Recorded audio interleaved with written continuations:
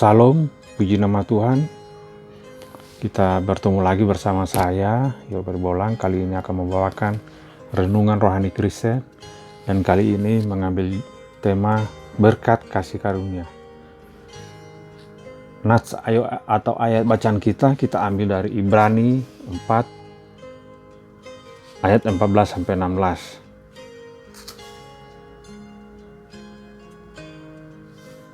Tapi kita akan baca, yang kita baca adalah Ibrani 4 ayat 16 yang berbunyi sebagai berikut. Sebab itu, marilah kita dengan penuh keberanian menghampiri tahta kasih karunia, supaya kita menerima rahmat dan menemukan kasih karunia untuk mendapatkan pertolongan kita pada waktunya. Saudaraku yang terkasih dalam Yesus Kristus, untuk mendapatkan kasih dari Raja Ahasveros demi kepentingan umat pilihan Tuhan, yaitu bangsa Israel, maka Ester dengan sangat berani datang menghadap kepada Raja. Sesungguhnya apa yang dilakukan Ester ini sangat berbahaya, karena dia menghadap Raja tanpa diundang atau tidak terlebih dulu dipanggil oleh Raja. Sekalipun Ester adalah permaisuri Raja, bila Raja tidak berkenan, bisa saja dia menerima hukuman mati. Dan itu adalah aturan pada zaman itu yang sangat ketat.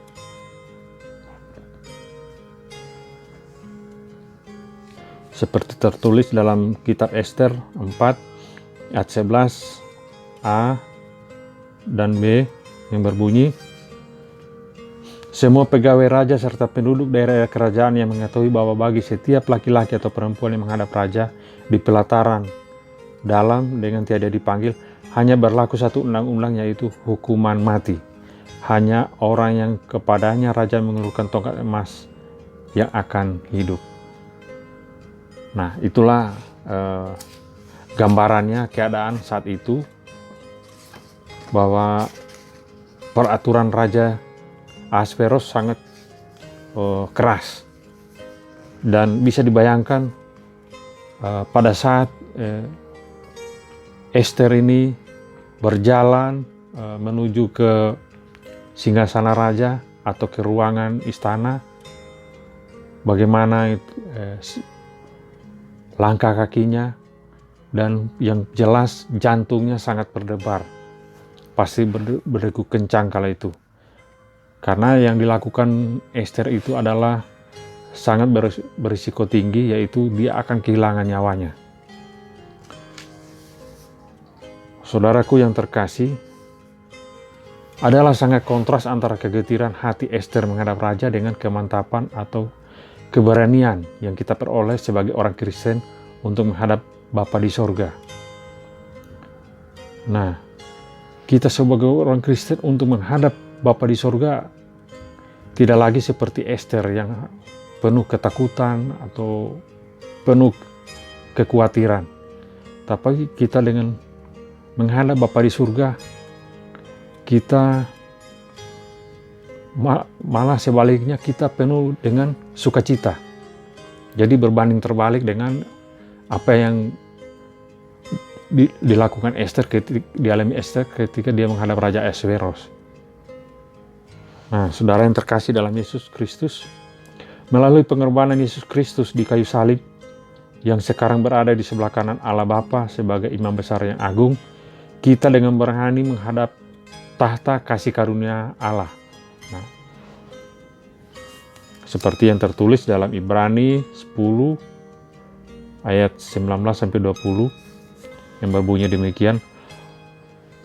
Oleh darah Yesus Kristus, kita sekarang penuh keberanian dapat masuk ke dalam tempat kudus, karena Ia telah membuka jalan yang baru dan hidup bagi kita melalui tabir,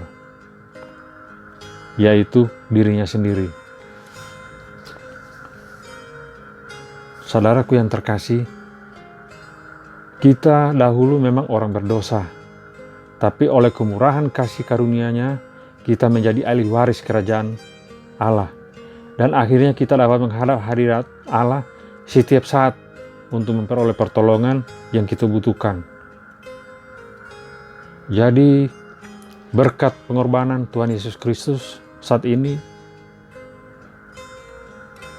kita bisa menghadap Tuhan, baik tahta Tuhan Allah dengan penuh sukacita, tidak perlu takut-takut. Dan kapanpun kita butuhkan, kita bisa datang ke tahta Tuhan Allah. Dan itu sangat luar biasa, saudaraku yang terkasih dalam Yesus Kristus. Oleh karenanya,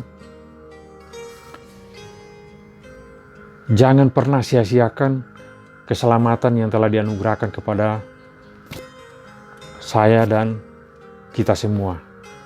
Namun, masih banyak orang Kristen yang hidupnya sembrono dan tidak menghargai pengorbanan Kristus. Bahkan ada yang meninggalkan Kristus hanya karena iming-iming harta, jodoh, dan juga jabatan.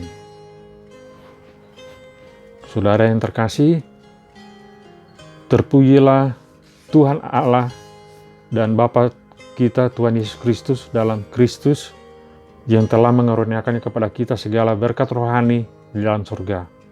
Efesus 1 ayat 3. Demikian renungan rohani Kristen. Kiranya Tuhan memberkati kita semua. Salam.